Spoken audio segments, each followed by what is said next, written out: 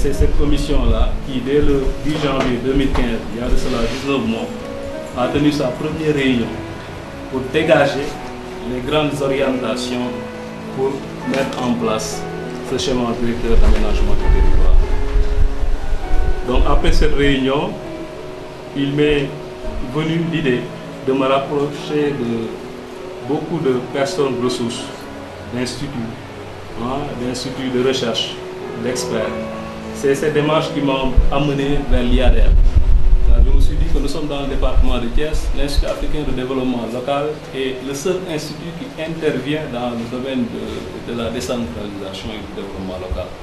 Et aussi, les investigations que nous avions menées nous ont fait comprendre que son directeur est quelqu'un qui s'implique pour aider les acteurs territoriaux et les acteurs locaux dans la réussite de leur mission. Donc dès que je me suis rapproché de lui, vraiment il nous a aidés. Il nous a aidés et il m'a écouté, il m'a donné les grandes orientations, il m'a expliqué la méthodologie qu'il faut faire pour que le processus d'élaboration du schéma directeur de l'aménagement du territoire puisse se faire. Et c'est dans cette optique-là que ce master, je me suis inscrit en master d'aménagement du territoire pour l'élaboration de ce schéma. Après, nous avons procédé à l'identification des parties prenantes pour l'élaboration du schéma. Maintenant, dans cette partie introduction, il faut comprendre que le schéma d'aménagement départemental d'aménagement du territoire et de développement du territoire de Thiès est un outil pour permettre de dresser les orientations nécessaires en matière d'aménagement et de développement équilibré du territoire départemental de Thiès. Il s'agira de revoir la place de l'aménagement du territoire dans les nouvelles orientations économiques, sociales et environnementales. La déclinaison de la politique d'aménagement du territoire au Sénégal s'est faite au travers de politiques spécifiques et outils de planification en évolution constante.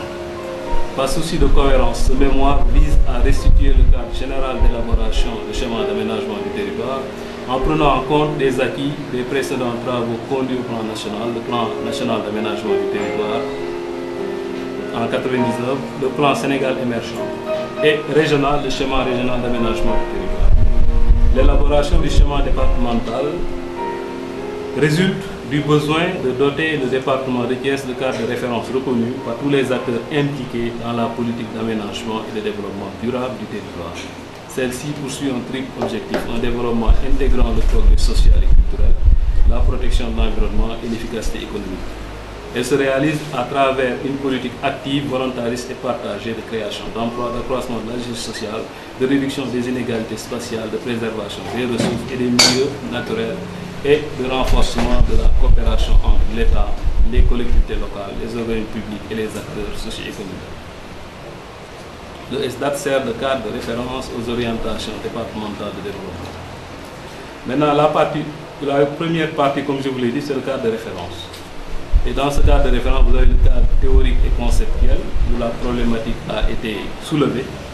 Par cette problématique, comprenez que ce qui posait le problème, c'est que le département de Thiès, de par sa position géostratégique, sa dimension, est un département qui est important.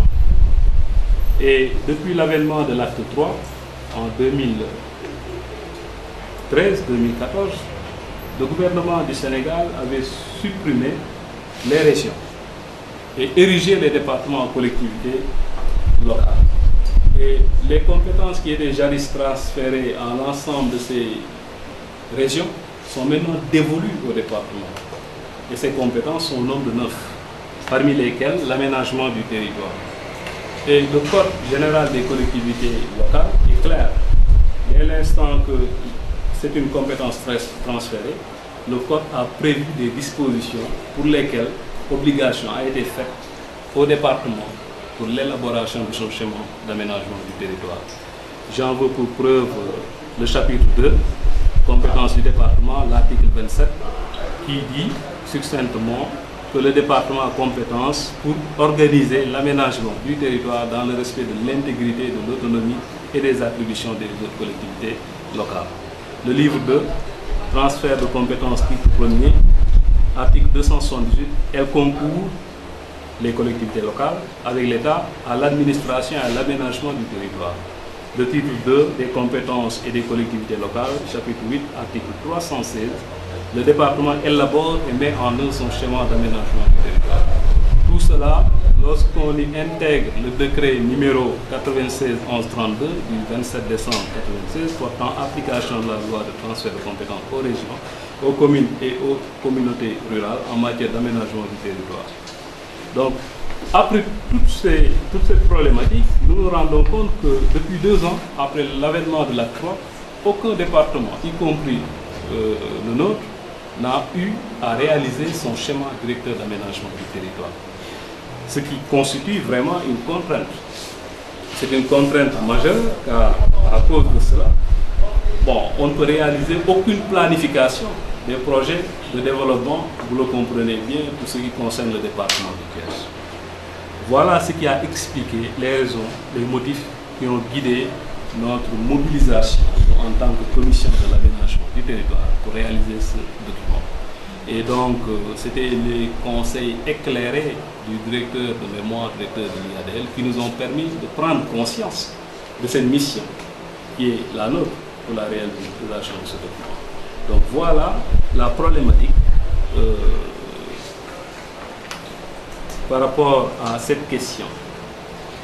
Maintenant, pour la clarification des concepts, il faut comprendre que l'aménagement du territoire est une science qui est souvent définie comme étant le concept donné à un ensemble d'interventions, de politiques et d'actions menées par des acteurs publics ou privés dans le cadre de missions de services publics qui leur sont confiées, qui interviennent sur un territoire donné et organisent son paysage.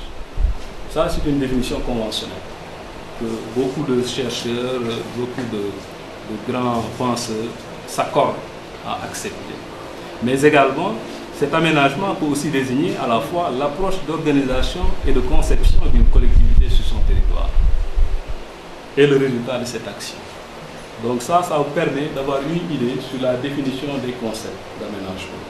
Pour ce qui est aussi du schéma d'aménagement du territoire, le schéma d'aménagement du territoire est un document qui a un caractère officiel, parce que ça entre dans l'armature de l'ensemble des documents portant sur l'aménagement du territoire, qui est une mission nationale, qui au niveau national part du plan national d'aménagement du territoire, que l'État du Sénégal engage à travers l'Agence nationale de l'aménagement du territoire, le ministère des collectivités locales de la gouvernance locale, la direction de l'aménagement du territoire et l'ensemble des ministères qui interviennent dans ce secteur. Après cela, il y avait le schéma régional d'aménagement du territoire. Maintenant, les régions n'existent plus. Et le code oblige au département la réalisation des schémas départementaux d'aménagement du territoire. Donc maintenant, moi je pense que nous serons les premiers au niveau de Thiès à produire un document, qu'il soit bon ou mauvais, mais ce sera un document que certainement laisser à l'appréciation de cette jury pour dire est-ce que ce document entre dans le cadre de schéma départemental d'aménagement du territoire. Et à partir de cela, impliquer l'ensemble des acteurs territoriaux du département à se l'approprier pour en faire un tableau de bord pour la réussite de leur mission. Voilà ce que nous voulons faire à partir de maintenant. Donc, ce schéma est une image du territoire départemental sur une durée de 25 ans. Nous fixons un objectif jusqu'à 2035, 2040, et qui obéit à des objectifs clairs et précis. Il fixe les orientations fondamentales à moyen terme de développement durable du territoire. Il veille à la cohérence des projets d'équipement avec la politique de l'État et des différentes collectivités territoriales, du fait que ces politiques ont une incidence sur l'aménagement et la cohésion du territoire départemental. Donc grosso modo, ça c'est les concepts. C'était pour permettre à ceux qui nous suivent de comprendre les différents concepts d'aménagement et de schéma directeur. Maintenant, le second chapitre, ça concerne le cadre méthodologique et opératoire. Dans cette partie, on a essayé de retracer le phasage, à savoir l'orientation méthodologique, qui s'articule autour de recueils et synthèses documentaires, l'analyse et l'interprétation de photographies aériennes, la réalisation de cartes dans l'optique de localiser les zones à étudier via des logiciels, l'insertion de tableaux illustratifs, l'utilisation de graphiques, l'utilisation de logiciels, l'observation participative par des biais de descente de terrain. C'était une période de juin à juillet 2015. Alors, comme je le rappelle, on a commencé le travail en janvier, le 10 janvier 2015. Maintenant, il y a une seconde partie qui concerne la revue bibliographique. Avant d'entendre notre étude, nous avons eu à lire des ouvrages, des mémoires et autres documents afin de nous imprégner des concepts utilisés, d'une part, et d'autre part, de pouvoir dégager les parties qui vont constituer la quintessence de ce mémoire. Comme vous le savez, je vous l'ai dit tantôt, en 1999, le Sénégal avait réalisé son plan national d'aménagement du territoire, que vous voyez là, jusqu'à l'horizon 2021. Il y a le plan Sénégal émergent. Il y a également l'acte 3 de la décentralisation, le document stratégique de réduction de la pauvreté en 2006, le plan d'aménagement et de développement du triangle Dakar-Thiès-Mbour de 2014, le plan d'urgence de développement communautaire de 2015. Ça, c'est le schéma régional réalisé par le Conseil régional de Thiès en 2004. Donc voilà l'ensemble de revues que nous avons parcourues et qui nous ont permis de recueillir un ensemble d'informations. Nous avons également étudié le diagnostic territorial à partir de l'analyse thématique, des études de terrain, de consultation d'acteurs, d'identification des atouts, faiblesses, enjeux. Le projet d'aménagement et de développement du territoire comporte des visions, des orientations, des options d'aménagement. Vous le verrez, il y en a 5 options d'aménagement qui ont été retenues, 9 orientations stratégiques par rapport à ces différentes options, à partir de 16 critères qu'on a évalués ensemble, à partir de nos consultations. Nous avons retenu 16 critères, sur lesquels 16 variables, sur lesquelles 5 options ont été dégagées, 9 orientations stratégiques d'aménagement. Ensuite, il y a eu donc ces consultations. Ça, c'est la première réunion de notre commission le 10 janvier dernier. Vous voyez, il y a certains même qui sont dans cette salle. Je vois l'ingénieur Amadou Légué, qui tout récemment vient de réaliser la phase 3 de la VDN au niveau de Dakar. Donc le tronçon 3, il est un ingénieur de Agéro. Il y a des ingénieurs aussi de la Sénélec. Il y a énormément de personnes, des journalistes qui sont dans cette salle, des experts militaires. Il y a eu aussi quelqu'un qui a été directeur de cabinet de l'ancien président du conseil régional de Thiès, Nyankou Sey, qui est un aménagiste de classe exceptionnelle, qui est là-bas assis à ma gauche. Donc, tellement de personnes ressources. Nous ne sommes pas simplement limités au conseil départemental. Par rapport aux objectifs, le schéma départemental d'aménagement et de développement du territoire de Thiès poursuit un objectif majeur qui est de réduire les inégalités territoriales du département et permettre à l'ensemble des habitants de bénéficier des services, des conditions et d'un cadre de vie de qualité. Spécifiquement, il vise à remplir les fonctions suivantes à long terme. Fournir un cadre de cohérence aux actions de développement des différents niveaux de collectivités locales, permettre aux planifications successives départementales, communautaires, nationales et de s'articuler sur des objectifs mis en commun et durables, donner plus de visibilité aux politiques sectorielles en ouvrant un cadre de cohérence spatiale, offrir au plan Sénégal émergent, au plan d'urgence communautaire, une assise spatiale, renforcer l'attractivité et la compétitivité du département de Thiès. De ce SDAT-là, schéma d'aménagement départemental de Thiès, du territoire de Thiès, est structuré en 3 grandes sections. Une section qu'on appellera synthèse du bilan diagnostique. Cette partie que vous allez voir tout à l'heure est un résumé du diagnostic et met en évidence la synthèse des contraintes et les enjeux en matière d'aménagement du territoire dans le département de Thiès. Cette partie se termine par un bilan territorial qu'à partir d'une analyse multicritère, je vous en avais dit tantôt 16 critères retenus, permet de définir des profils territoriaux, qui sont au nombre de 5 profils territoriaux, qui sont des zones homogènes pouvant guider le choix en matière d'aménagement du territoire. Ça, c'est la partie synthèse du bilan diagnostique.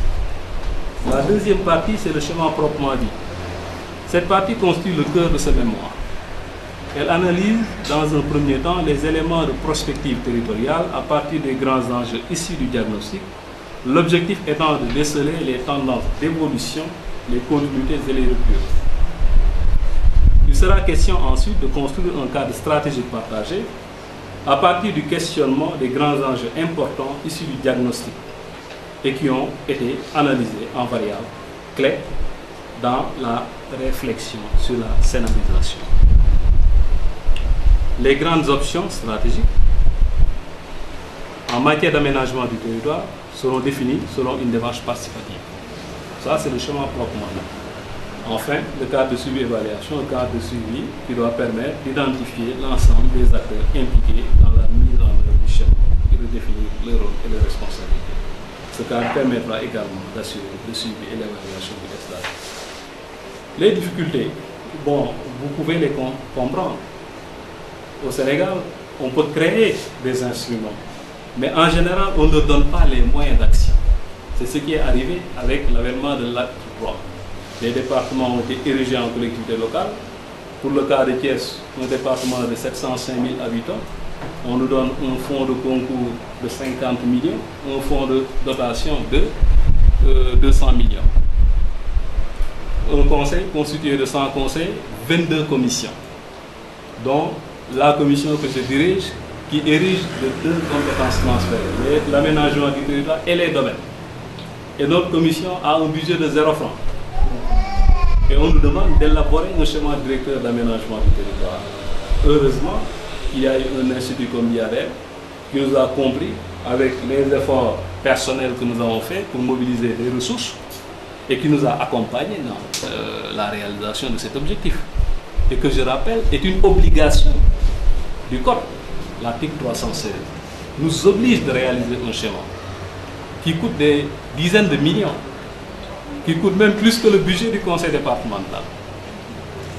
Alors que la commission chargée de la réflexion et de produire le document, cette commission a un budget de 0 francs, 0 litre de carburant. Bon, heureusement, Dieu nous a aidés, par la grâce de Dieu, avec les éclairages du directeur de mémoire, du directeur de l'IADEL, nous avons réussi à produire quelque chose. Mais, comme vous le constatez, ça n'a pas été facile. Parce que, au lieu de pouvoir avoir assez de ressources pour mener une démarche holistique, on a été limité avec les moyens que nous disposons à produire ce qui est là aujourd'hui. Mais notre ambition dépassait de très loin aujourd'hui ce que nous présentons. Car si on avait plus de moyens, on allait faire un maillage territorial total. On allait produire une cartographie, réaliser même le système d'information géographique, car on a les compétences pour ça. Mais les logiciels, le matériel qu'il faut, on ne peut pas l'acheter. Donc voilà les difficultés. Mais puisque c'est un projet de recherche, d'autres chercheurs pourront demain continuer le travail. Car nous sommes dans une open university. Donc le travail est produit, il sera mis à la disposition de la communauté. Certains d'autres pourront mobiliser plus de moyens que nous et poursuivre la recherche. L'objectif, c'est d'atteindre la perfection. Nous n'en sommes qu'au premier pas. Donc voilà donc les différentes difficultés que nous avons eu à rencontrer pour réaliser ce document. Maintenant, comme je vous l'ai dit, il y a la deuxième partie qui concerne la présentation du schéma. Là, on va survoler rapidement puisque nous n'avons pas beaucoup de temps. La synthèse du bilan diagnostique qui part d'abord de ce qu'on appelle le premier point. Là, vous avez le département de Thiès en quelques points. Un département de 1873 km², 705 000 habitants en 2015. Un département de 15 communes, une ville. Un département avec 5 arrondissements. Les 2 sont dans la ville de Thiès, les 3 autres sont dans le reste du département, du territoire départemental. Un département où, dans ce qui concerne le peuplement et la dynamique démographique actuelle, nous voyons chaque année 15 000 âmes nouvelles qui arrivent dans notre département, dont 8 000 femmes et 7 000 hommes. Un département où on voit par 5 ans l'arrivée de 100 000 nouveaux Thiessois. Ce qui veut dire à l'horizon 2030, nous serons 1 million de Thiessois pour un territoire qui ne bouge pas. Le territoire, il est resté tel quel, soit il sera réduit par des découpages, mais il ne peut pas s'agrandir. Parce que la logique n'est pas de créer des régions, mais la logique est de rapprocher les populations des centres de décision. Donc, étant donné que les populations augmentent et le territoire se rétrécit, il est clair qu'à partir de cet instant, il y a du chemin à faire. Et vous voyez qu'il y a une grande disparité entre les différentes communes qui constituent le département. La commune de Thiès-Est, qui est très peuplée avec plus de 117 000 habitants, au moment où 150 000 habitants, au moment où la commune de Khombole en fait que 15 000. Donc une commune qui fait 10 fois plus qu'une autre commune. Donc c'est un problème de cohérence territoriale qui se pose. Ça, la partie diagnostique est en train de l'établir, comme vous le voyez dans le document. Je rappelle que ici c'est juste une présentation devant le jury, mais une fois que le document sera apprécié par le jury, il sera mis à la disposition de tout d'un chacun qui en fera la demande. Pour ce qui est aussi de l'accès des populations aux services sociaux de base, vous comprenez que ces collectivités locales créées d'anciennes communautés rurales qui deviennent des communes de plein exercice, qui ont des budgets vraiment très insuffisants, ne peuvent pas réaliser tout ce qu'on leur demande en termes d'accessibilité, en termes d'accès aux services sociaux de base. Beaucoup d'études ont démontré par le PNUD que pour atteindre l'émergence, je ne parle même pas du développement, il est clair qu'un État, pour atteindre le développement, au minimum 2% de sa population doit accéder au niveau supérieur des études. Si on prend le cas d'espèce de Thiès, cela veut dire qu'en 2030, au moins 20 000 Thiessois sur le million que nous constituons devra accéder aux universités. À l'heure où je parle sous le contrôle du président du jury, qui est un chercheur de l'université de Thiès. Je parle sous le contrôle de vos collègues enseignants de l'université de Thiès. L'université de Thiès ne fait pas plus de 5 000 étudiants. Et ce n'est pas une tendance qui, je ne crois pas qu'en 2030, que nous aurons plus de 20 000 étudiants. Parce qu'il n'y a même pas de capacité d'accueil pour ça. Il n'y a même pas d'infrastructure. L'État peine à mettre en place une université capable de former ces jeunes. Alors qu'on veut atteindre l'émergence. C'est un problème. C'est un problème qui est là. Et nous sommes en train de, à partir du diagnostic que nous avons fait, de démontrer cela. L'autre aspect, c'est l'accès à l'eau. L'accès à l'eau. 1 million de Thiessois, les normes OMS disent, l'Organisation mondiale de la santé, que le standard pour l'accès à l'eau, c'est 65 litres par jour, par personne. Donc 1 million de Thiessois, c'est 65 millions de litres par jour. C'est-à-dire 65 000 mètres cubes d'eau.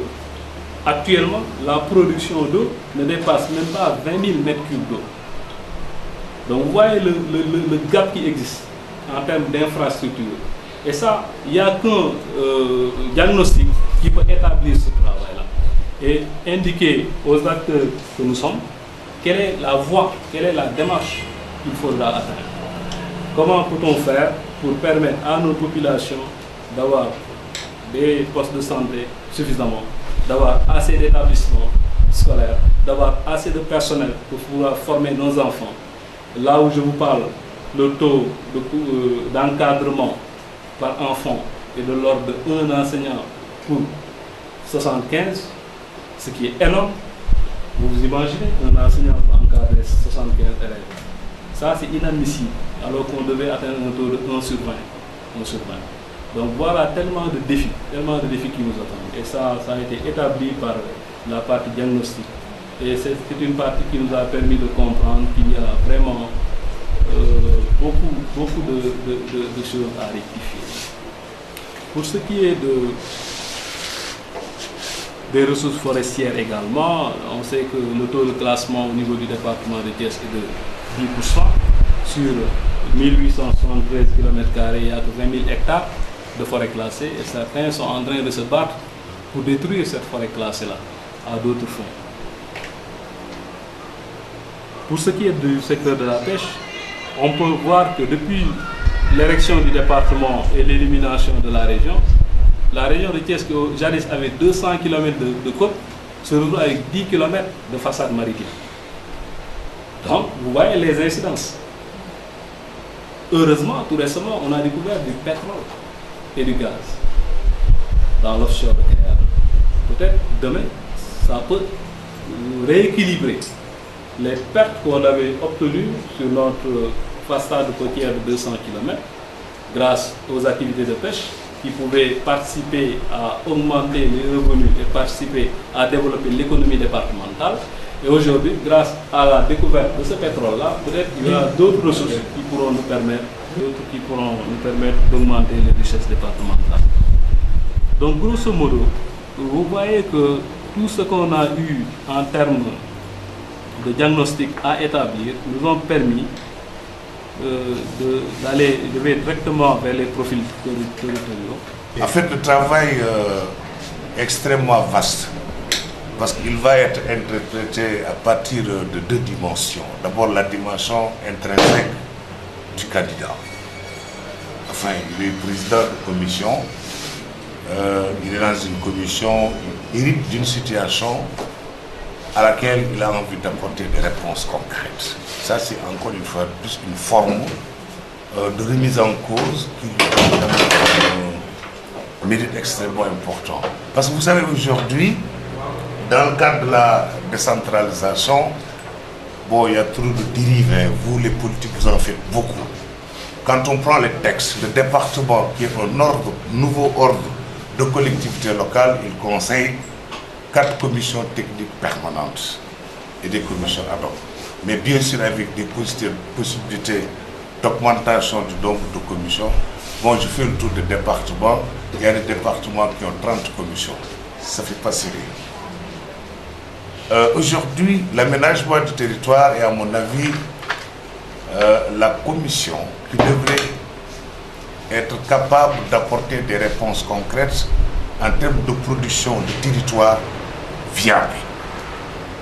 Il n'y a pas de viabilité territoriale s'il n'y a pas du tout un territoire maîtrisé, capable de faire face à un panel de besoins des populations, capable de faire face à des problèmes de pauvreté, capable de faire face à des dysfonctionnements au niveau de l'environnement, capable de faire face à une pression démographique, capable de faire face à une demande d'emploi, capable de faire face à peut-être, si vous voulez, un poste courant qui saute et qui crée un incendie et qui nous prive de courant. En fait, c'est ça la réalité. On est en face de problèmes. J'ai l'habitude de dire que le Sahel, c'est un peu un espace de multiplication des problèmes à l'échelle planétaire. Bon, je le félicite d'abord en tant que politique, bon, qui hérite d'une commission. Là, peut-être, le Conseil n'a pas encore de moyens pour s'attacher des services d'experts, pour produire un travail. Il a pris de l'initiative. Moi, quand je le croisais, je disais que bon, ce ne sera pas du tout un travail facile. Parce que même les schémas régionaux d'aménagement du territoire, c'est des schémas qui sont à la fois caducs et innovants.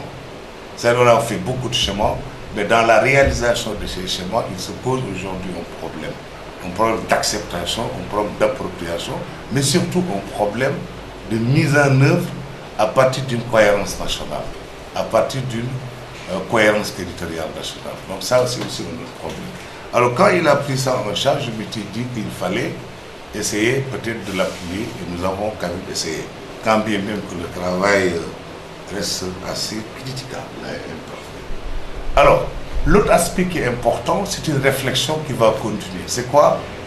Peut-on, en fait, dans le cadre de sa recherche, ça sort, peut-on mettre en œuvre un schéma de développement territorial cohérent, sans d'abord trouver la liaison entre les problèmes de territoire, donc de connaissance du territoire, deuxièmement, les problèmes de gouvernance, et enfin, les problèmes de financement. Si on prend dans son travail de recherche, on a essayé de partir d'un constat, la maîtrise d'abord du territoire. Il est établi que tout territoire, quelle que soit sa dimension ordinaire ou extraordinaire, chargée ou légère, le territoire reste un territoire, un espace matérialisable, des ressources conjuguées, des hommes, des femmes, des enfants, des vieilles personnes, une dynamique culturelle, une dynamique économique et certainement un environnement qui est soucieux d'un certain nombre de paramétrages. Bon, dans son travail, il a tenté, quand bien que mal, de tenter de maîtriser ce territoire. Et ce qui était difficile, c'est quoi? C'était l'équilibrage entre le poids économique et le poids socioculturel. Et ça, c'est des options aussi. Hein? Mais je pense que si on regarde un peu sa présentation, peut-être s'il était allé jusqu'à la fin du travail, il allait montrer que l'équilibrage des options dans le département de Thiès révèle qu'il faut accorder beaucoup d'importance, beaucoup de sérieux à l'aspect social. Eu égard à une démographie qui est en train de se dresser sur un faciès incompréhensible, eu égard également à des dynamiques démographiques qui sont souvent oppressantes, mais eu égard aussi à un ensemble de problématiques d'ordre social et économique que nous n'avons pas encore entamé dans le cadre d'une réflexion. Voilà un peu le champ de ce travail. Donc en termes d'options, ce travail s'est positionné sur un peu, si vous voulez, le mou par rapport au dur. On a fait trop de dur, mais il faut aussi intégrer le mou. Il a intégré dans son travail les investissements en faveur du capital humain. L'autre aspect, c'est les aspects de gouvernance. C'est-à-dire aujourd'hui, dans notre manière de gérer le territoire, il faut une multiplicité d'acteurs. C'est des acteurs politiques, c'est le privé, c'est des experts, c'est tout le monde. Et je pense qu'au départ, je l'ai dit, un tel travail pour le faire, il ne faut pas vraiment rester entre politique. Ce n'est pas du tout conseillé. C'est pourquoi d'ailleurs, il y a eu aussi une certaine perspective, n'est-ce pas, de catalyse, de fédération d'un ensemble d'acteurs. Parce que même le développement territorial, il n'existera pas sans la mise en place d'un dispositif multi-acteurs. Et le dispositif multi-acteurs permettra de prendre en compte la qualité des différents secteurs et l'ensemble des secteurs conjugués vont nous amener, c'est vrai, je préfère même au lieu de démarche holistique, mais je parle de démarche objective, consistant à ne pas considérer qu'un seul secteur peut se développer en restant à rate des autres, mais il faut plutôt de la globalité. De la globalité dans la réflexion, de la globalité dans la conception, de la globalité dans la production, mais aussi de la globalité dans l'action. Et ça, en fait, c'est un problème de gouvernance.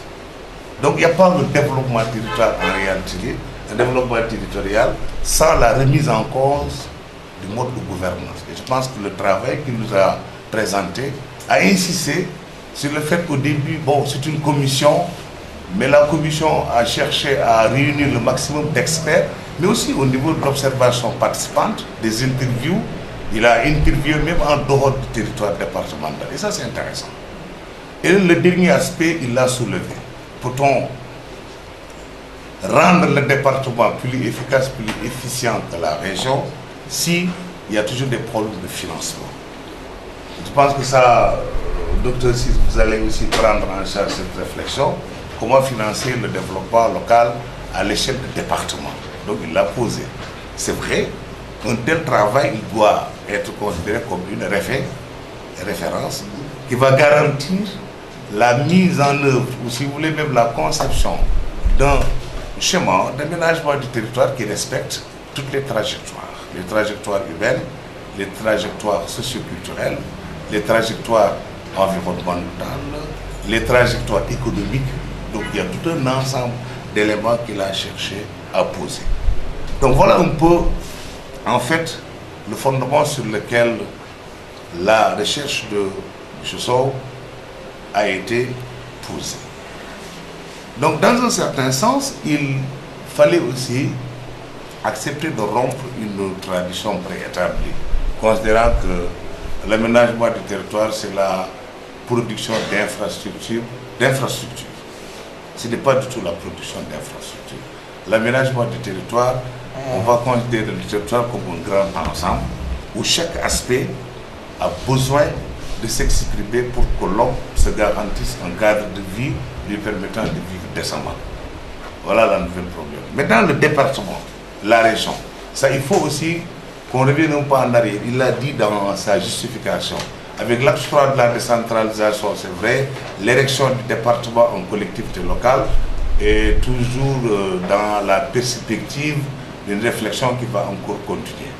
Bon, certains pensent que la région c'était plus pertinent, d'autres pensent que le département est plus pertinent. Bref, quel que soit le degré de pertinence, le département doit avoir un schéma d'aménagement de territoire. Ce schéma, il ne doit pas être inventé. Ce schéma, il ne doit pas être une répétition, si vous voulez, d'un fragment de la région. Certains départements ont simplement extirpé, n'est-ce pas, les éléments qui parlent de département pour en faire un schéma. Non, ce n'est pas du tout cette approche. En tout cas, là, on ne va pas soulever un débat, mais ce qui est important, c'est qu'on sache que le département en a besoin. Le département n'est pas trop pourvu de ressources. Il l'a posé d'une manière assez claire. Et voilà pourquoi, par exemple, dans le cadre de sa recherche, pour essayer un peu de compléter, il y a un bilan diagnostique. Un diagnostic territorial permet de voir l'état des lieux en termes d'espace, de ressources, n'est-ce pas, de trajectoire démographique, d'économie, de besoins futurs, de besoins présents, de problématiques complexes qui doivent être prises en charge, même des problèmes de l'emploi. Thiès, c'est aussi une catastrophe économique. Hein. C'est l'avenir du Sénégal, mais une catastrophe économique.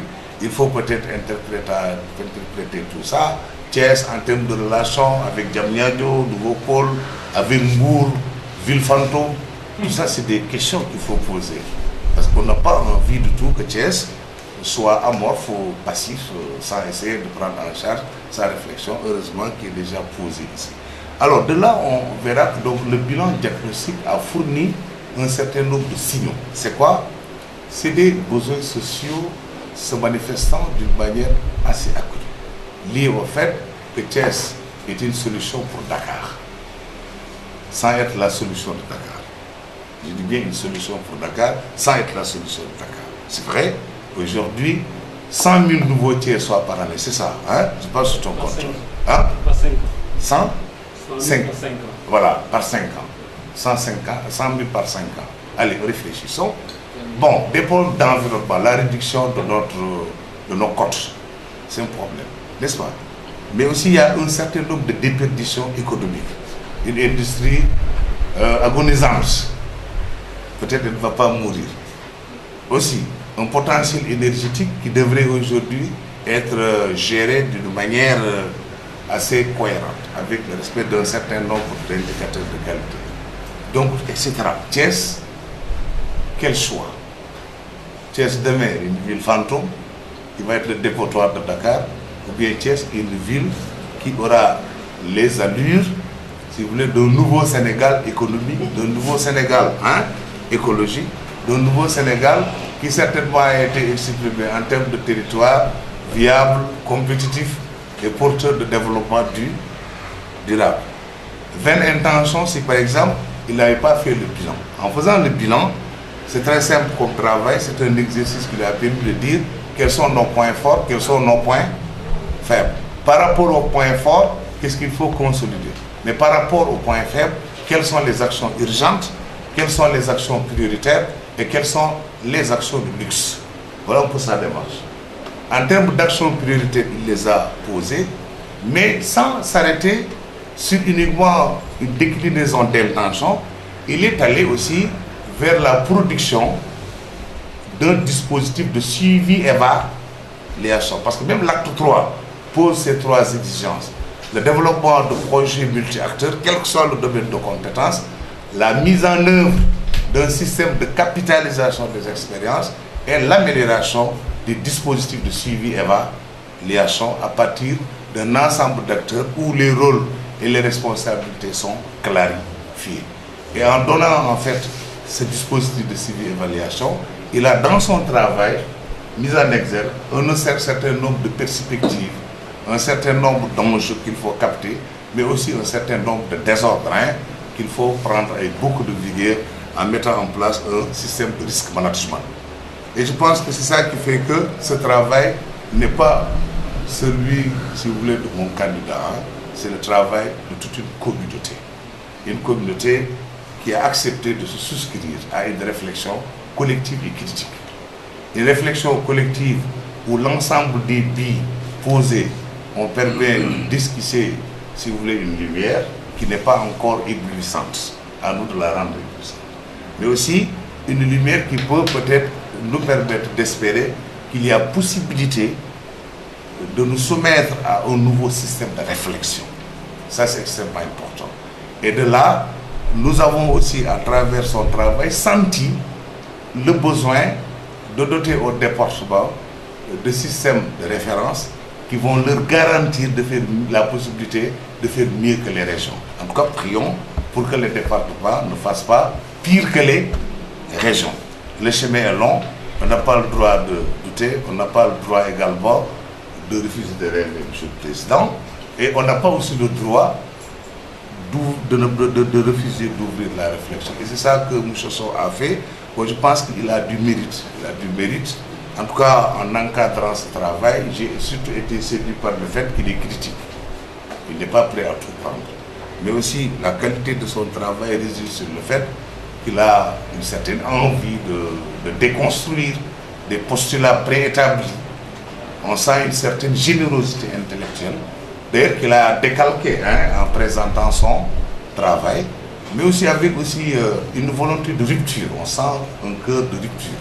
Parce que même dans le cadre de la présentation, sous forme de diapo, j'ai prié pour que tu laisses la musique parler. Ça, que tu nous ta bouche. Il y avait une très belle musique, bon, une belle image, une belle écriture, c'est important. En tout cas, Monsieur le Président, voilà un peu le cadre dans lequel nous avons travaillé. Ce n'est que l'esquisse d'une réflexion collective et critique qui va certainement, comme il l'a dit, être peaufinée. Mais au-delà de ça, en fait, ça, si c'est un cabinet qu'il avait fait, on allait organiser un atelier de restitution. Et l'atelier de restitution allait nous garantir la possibilité de disposer de beaucoup de temps, mais ce n'est que partie remise. En tout cas, nous sommes à votre disposition pour apporter des éclairages, mais aussi essayer de voir un peu sur quel aspect, au niveau de la problématique ou de l'approche conceptuelle, nous devons peut-être essayer de nous appuyer davantage pour continuer ce travail, qui sera aussi, j'espère, le travail du département, le travail de la ville de Thiès, parce que la deuxième phase, c'est la phase de dialogue d'abord, de vulgarisation, pour essayer de soutenir une certaine forme d'appropriation, mais avec toute la modestie que je vous garantis de M. Sow, que j'ai vraiment croisé. Maintenant, ça fait bientôt 15 mois. On sent quand même une certaine envie de construire ça. Mais maintenant, un travail reste perfectible. Je pense que les collègues ont posé un certain nombre d'éléments. Je vais leur laisser y revenir et après peut-être on verra quel type de réponse nous allons apporter. Merci, monsieur le Président. On déduit qu'il s'agit tout simplement d'une table des matières au lieu d'un sommaire. Parce que le sommaire doit être très résumé. On a besoin tout simplement que des grandes lignes de votre travail. C'est la raison pour laquelle donc, vous n'avez pas fait table des matières. Donc qui doit aussi se trouver à la fin du document. C'est au niveau de la table des matières que vous devez mettre tous ces éléments concernant les détails, les titres, les sous-titres, les A et les B au niveau de la table des matières qui est placée derrière le document, le sommaire devant le document. Donc ça c'est la première approche. Ensuite au niveau de la bibliographie, la dernière page. La bibliographie. Vous avez mis référence bibliographique. Vous avez commencé par ouvrages généraux. Quand vous parlez d'ouvrages généraux, où sont les éléments concernant les ouvrages spécifiques? Si vous parlez d'ouvrages généraux, donc on doit aussi trouver les ouvrages spécifiques. Mais dans le contenu aussi, premier ouvrage général, vous avez le plan d'aménagement du territoire, plan Sénégal émergent, acte 3, la décentralisation, document stratégique de réduction de la pauvreté 2006, etc., plan d'urgence, développement communautaire, schéma, etc. Donc je pense que ce ne sont pas des ouvrages généraux. Votre thème parle de l'aménagement du territoire, cela devrait constituer des ouvrages spécifiques. Les ouvrages généraux, c'est des ouvrages qui traitent de façon générale le thème. Donc si vous mettez plan national d'aménagement du territoire, etc., c'est des documents. Dans le cadre de la recherche documentaire, on les appelle des documents non textuels. Ensuite, sur les références au niveau de la réglementation, il fallait préciser, comme vous l'avez fait, ouvrages généraux, ouvrages spécifiques, mais aussi les textes législatifs et réglementaires en citant les codes, comme par exemple, comme vous l'avez fait ici, Code général des collectivités locales, etc., recueil des textes fonciers. Donc, vous devrez par exemple mettre clairement référence sur la législation en ce qui concerne votre c'est-à-dire l'encadrement juridique et réglementaire. Donc, ce sont quelques erreurs, et aussi il faudra le faire par ordre alphabétique, c'est ça qui est recommandé. Ensuite, perspective et recommandation. Perspective et recommandation devraient être même avant la conclusion. Vous l'avez dit après la conclusion. Donc voilà, ce sont seulement les... Sur le fond, je pense que je n'ai rien à dire parce que c'est clair, etc. avec la qualité des informations. Donc, voilà, merci. Il y a le logo de l'établissement. De deux choses l'une. Soit d'un côté vous mettez le drapeau du Sénégal et à droite vous mettez le logo de l'IADEL mais réduit, de telle sorte qu'on puisse avoir les deux.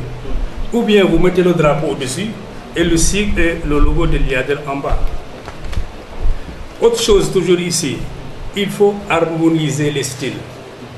Là on voit vous passer du New Time Romance, plus je ne sais pas peut-être à Arial, plus un autre style. Non. Harmonisez le style dans tout votre document. Attention à l'interligne, il y a beaucoup de problèmes d'interligne dans le document. Et en général, il est recommandé l'interligne 1.5. Donc on doit retrouver un peu, mais là, ça pose de petits problèmes. Autre chose, toujours au niveau de cette page de garde, le titre me pose problème.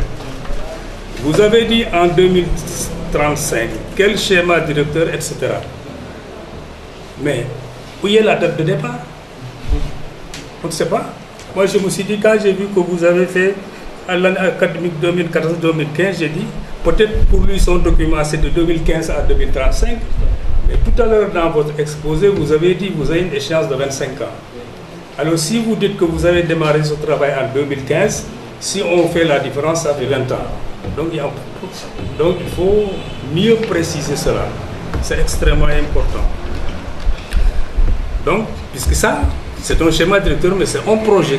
Et un projet a une date de début et une date de fin. Donc, il faut bien circonscrire la période, c'est important. D'ailleurs, ça va avoir un impact sur la faisabilité même du projet. Deuxième chose également, revoir donc ce titre.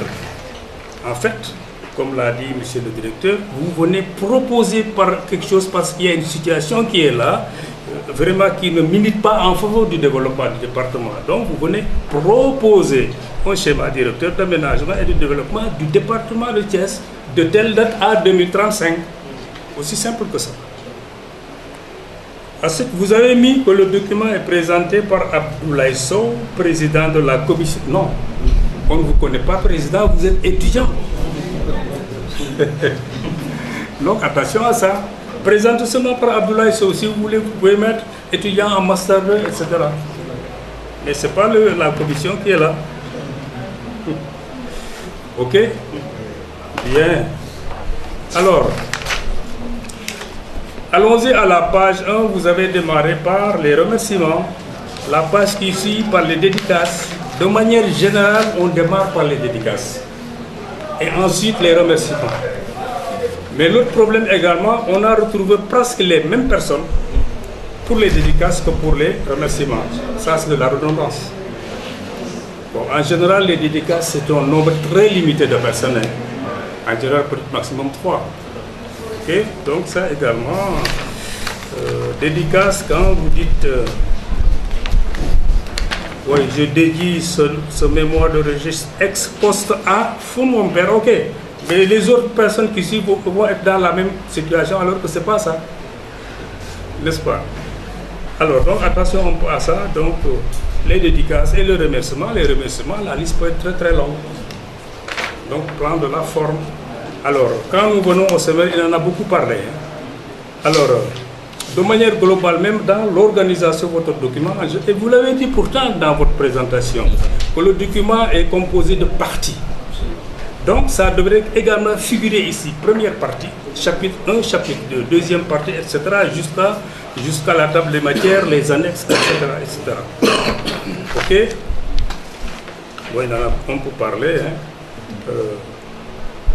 Donc vous avez les parties, ensuite vous avez les chapitres, il y a des sections et des sous-sections. On peut ça la structuration d'un document de mémoire ou même de thèse. Donc ça nous renvoie à la méthodologie.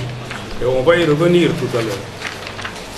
Alors, si nous allons à la page 6, les sigles, vous mettez comme ADS, vous tout de suite, vous donnez la signification. Bon, de deux choses l'une, soit que vous utilisez un tableau, donc côté vous mettez le sigle, et de l'autre côté signification, ça vous sépare ça correctement. Ou bien à chaque fois vous mettez ADS, vous mettez 2 points, et seulement vous mettez la signification. Ça c'est encore un problème de forme, mais c'est important. Ah, problème de fond, page 7. Monsieur Sow, ça c'est un document de mémoire. Faire une introduction qui fait la moitié d'une page, c'est inconcevable. L'introduction pose tellement de problèmes, amène le sujet à traiter. J'ai dit au minimum ici, l'introduction devrait avoir 10 pages.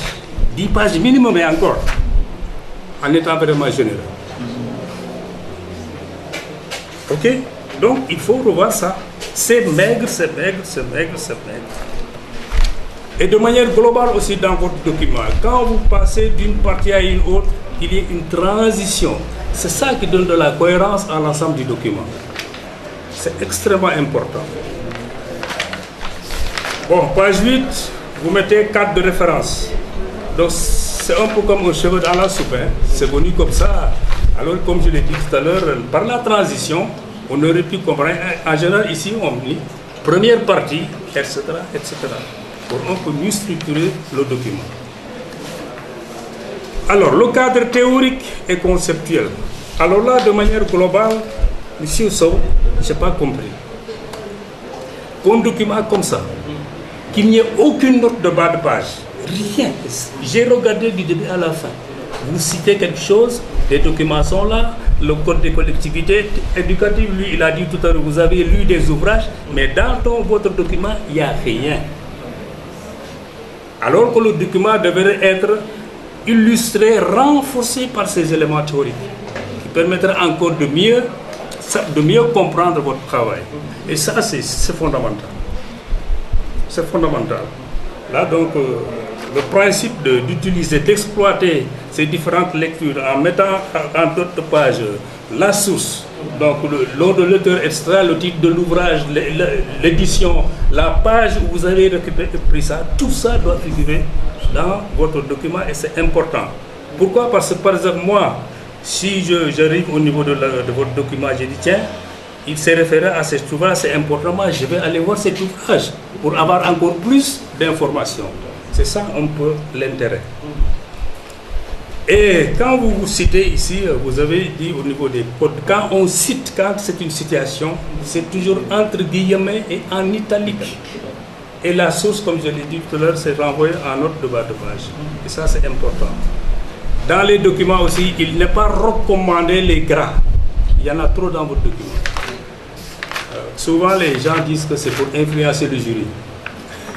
Oui. Il y a des parties où il faut du gras, comme le titre ou bien certains sous-titres, ok, mais dans le texte, c'est vraiment à éviter. Alors, j'aimerais également, avant de continuer, à un moment ici, vous avez dit c'est une contrainte en termes de planification, de conception et de mise en œuvre de véritables politiques de développement économique. Autrement dit, vous posez la question des politiques publiques. Alors pour vous, c'est quoi une politique publique? Est-ce qu'il y a une relation avec votre travail? Ça, c'est ma première question à laquelle vous allez essayer de répondre. Ensuite, tout ce que vous avez mis ici, quand vous avez dit que vous avez lu ceci, quel est le lien entre ces différentes références? Est-ce qu'il y a un lien qui vient un peu renforcer votre argumentation? Le dernier paragraphe, vous dites que la réalité est que malgré tout ce qu'en dit la loi, Thiès n'en dispose pas, autrement dit, de schéma directeur. Mais c'est là où vous devez pouvoir développer la problématique. Parce que aussi votre problématique, c'est une page. Alors que l'analyse de la problématique devrait au moins faire 20 pages minimum. Quand vous dites qu'est-ce qu'on ne dispose pas, mais quelles sont les causes? Pour quelles causes? Et quels sont les effets?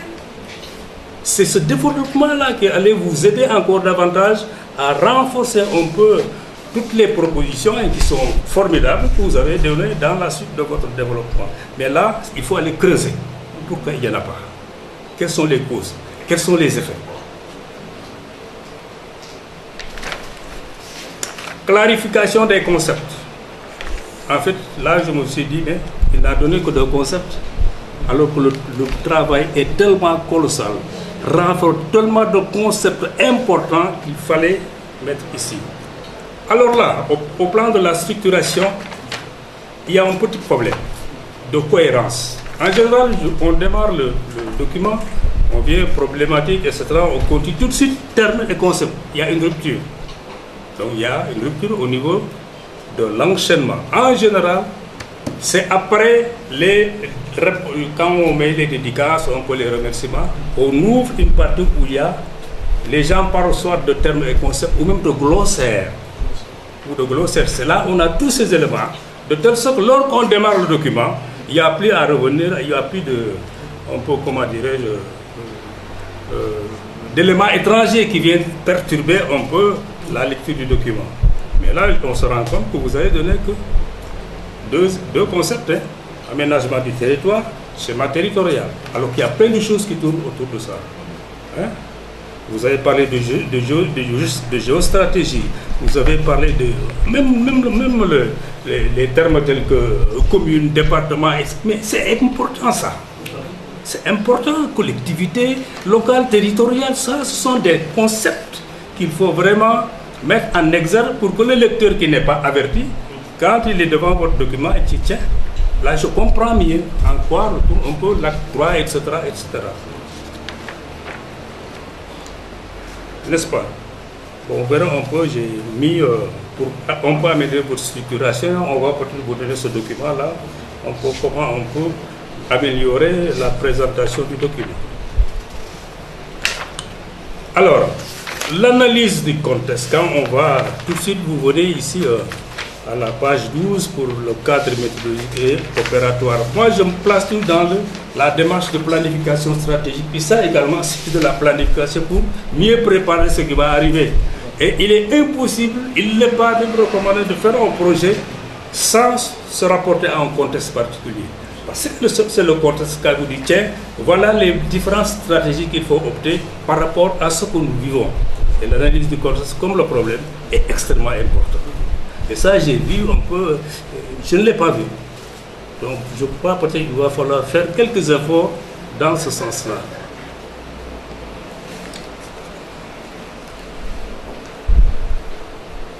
Alors, la deuxième partie, en général, c'est le cadre méthodologique, comme vous l'avez dit, et des résultats, etc. Bon, là également, la méthodologie, c'est quoi? C'est tout simplement présenter les outils d'information que vous avez utilisés, quelle a été surtout la population cible. La population cible, qui n'est pas, que je n'ai pas bien maîtrisé dans votre document, ça c'est important, il faut le... Et la deuxième partie, la présentation et la discussion des résultats, ce que vous avez fait avec des ateliers, etc. Ça veut dire, même dans les documents annexes, on devrait voir les entretiens que vous avez faits, c'était quand, c'était où, c'était avec qui, même une liste de personnes. N'est-ce pas? Si vous avez fait un entretien ou un guide d'entretien, on aurait pu voir ça en annexe, le guide d'entretien avec les questions principales sur lesquelles vous vous êtes appuyé pour avoir des informations. Ça, c'est important dans un document de maîtrise, n'est-ce pas? Et n'oubliez pas les transitions, quand on passe d'une partie à une autre. C'est ça qui donne beaucoup de cohérence à votre travail. Alors, un peu à la page 13 également, ça rejoint un peu ce que j'ai dit. Hein. Le phasage. Le phasage, c'est vrai, c'est un peu le problème de la démarche stratégique, n'est-ce pas? Puisque là, vous revenez encore ce que vous avez lu, ce que vous avez fait. Attention maintenant aux règles typographiques dans un document. Alors quand vous dites elle s'articule autour de 2 points à l'arrière, on tire au 1 point. La phrase ne peut pas commencer par une majuscule. Ok? Donc ça commence toujours par une minuscule. Par contre, si tu avais mis 1 point, ça va commencer par une majuscule. Hein? Bon, il y a d'autres règles, donc on peut revoir ces éléments. C'est important dans un document puisque ces documents doivent quand même répondre à certaines normes académiques et c'est important. Alors, également, toujours ça c'est aussi la forme, quand vous insérez des cartes, quand vous insérez des graphiques, vous mettez un peu les choses à l'envers. Quand c'est une carte ou autre chose, on met d'abord le titre en haut, le titre, on met ce que vous mettez au graphique et on met la source en bas. Mais vous mettez tout de suite une carte et vous mettez le titre en bas. Et des fois, vous ne mettez même pas la source. Donc, le titre en haut, ce que vous insérez est la source. Ok? Alors, un autre problème, d'ailleurs, c'est partout, les objectifs, la formulation des objectifs. Souvent, quand vous dites objectif spécifique, mais quand on voit la formulation, vous faites des objectifs généraux. Un objectif spécifique, si on revenait dans ce domaine, il est mesurable, il est quantifiable. Mais quand vous dites assurer la protection d'eux, ce n'est pas spécifique, c'est du général. Puisqu'on peut assurer ça de multiples manières. Quand vous promouvoir, etc., on peut faire ça de plusieurs manières. Donc, vous voyez, on peut par la suite la formulation de ces objectifs-là. Bon, à la page 16, on voit une carte. Je ne sais pas comment elle est arrivée ici. N'est-ce pas, M. Sow? C'est le schéma régional. Oui, le schéma régional. Comment il est arrivé ici? On listait les différents documents desquels on s'était appuyé pour réaliser le projet. On les listait un à un. Il y avait donc le plan d'aménagement du territoire. Et quel est le commentaire qui explique le schéma? Ouais. Donc c'est un peu ça, n'est-ce pas? C'est comme ces photos, c'est bien, mais ça ressemble à un album finalement. Donc il faut toujours expliquer, c'est fondamental. Ok?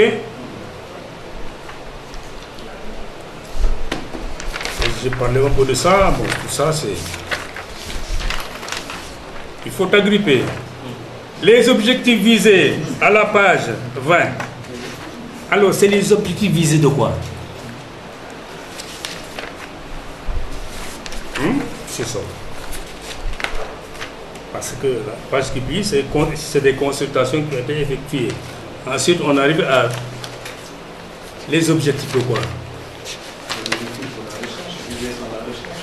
Ah, ça se bat ici. Alors, on va arriver sur un peu ces différentes choses-là. Parce que les objectifs, en fait, les objectifs arrivent à un moment précis. En général, les objectifs arrivent après ce que vous avez fait, l'étude diagnostique, les problèmes. Quand on a bien circonscrit cela, on se dit, tiens, vous en avez parlé, on va aller où? Où vous devez aller, comme dit, on peut, c'est quoi la vision? Et c'est quand lorsqu'on a défini la vision, qu'on se donne les objectifs stratégiques ou les orientations stratégiques en passant par des actes, des objectifs, etc. Donc il y a cette structuration un peu que je n'ai pas bien saisi dans votre démarche. Mais les éléments sont là. Donc il y a juste un peu à réorganiser tout cela. Bon, présentation du projet, c'est un peu j'ai dit. À la page 22, ensuite on passe à la page 23.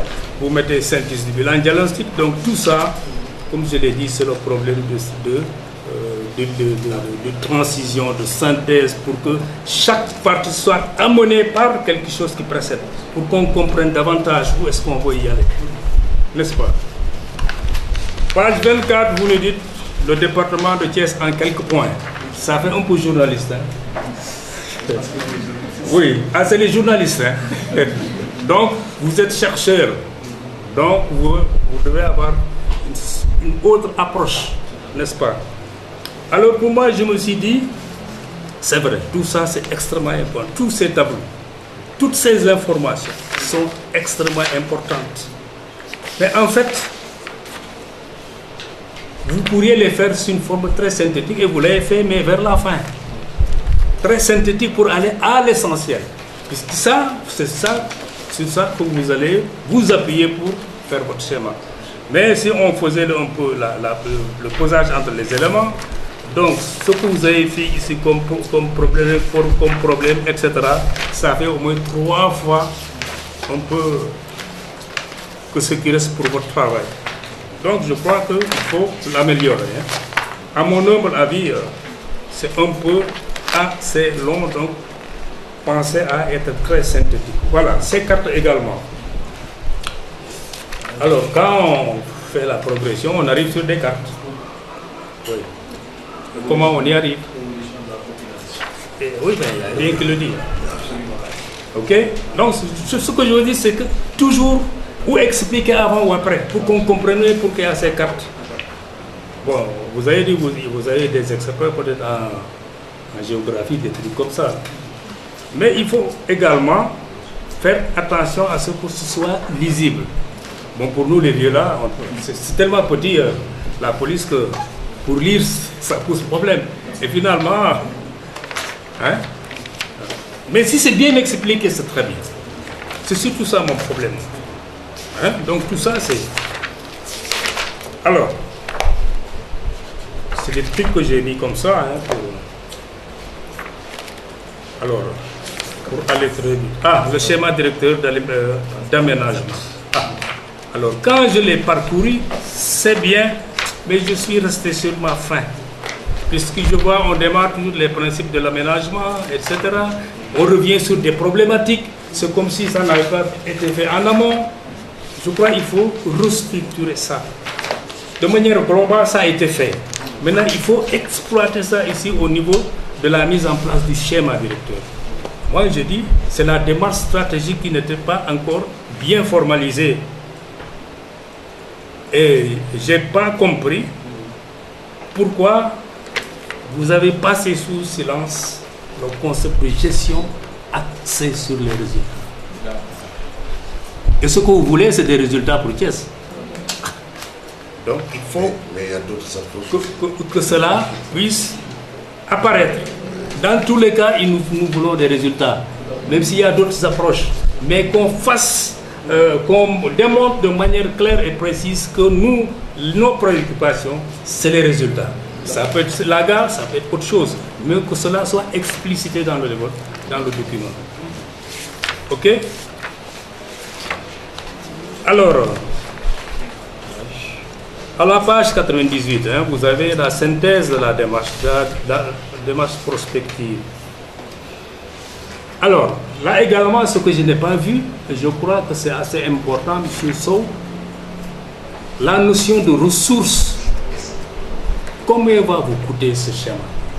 Je ne l'ai pas vu nulle part, même en termes de projection. Parce que, bien sûr, vous avez une situation, vous allez mettre en place des activités, enfin, un ensemble de projets, vous allez avoir des acteurs, des ressources humaines, etc. Mais quel va en être le coût en termes de projection? Pour un peu cerner de manière globale votre projet. Et là, on peut... je n'ai pas vu où on a vraiment clairement identifié les ressources. Alors, vous avez mis des tableaux qui sont intéressants, plein d'informations. Donc, on va seulement aller... attendez que... Allons-y à la page 109. Ça y est. Avec l'orientation stratégique. Axe, politique et programme. Il y en a plein comme ça. Hein, où vous avez cité comme axe, je ne sais pas, développer les moyens, etc. 7. Promouvoir les technologies, combien? 6. Il y a des fois où vous êtes allé jusqu'à 10 ou 11. J'ai dit, est-ce réaliste, est-ce faisable? Vous allez répondre après, M. Sow. Ok? Parce que je me place toujours dans l'esprit de projet qui est réalisme, faisabilité. C'est important. Ça, si on avait eu par la suite le format planification à long terme, qui prenait de manière globale toutes ces différentes actions. Je dirais, on est en 2016 par exemple, voilà la première année, qu'on puisse planifier l'ensemble des choses, on saura est-ce que c'est faisable et quel va être le coût. Donc on va avoir vraiment une sorte de comment on appelle ça, un peu photographie. Mais là on n'a fait que citer. Mais si on les plaçait au plan chronologique, qu'est-ce que ça allait donner? C'est un peu ce que je vous avais un peu avoir, n'est-ce pas? C'est comme à la page 113, ok. Hein? Donc c'est en termes d'axe par rapport à chaque orientation.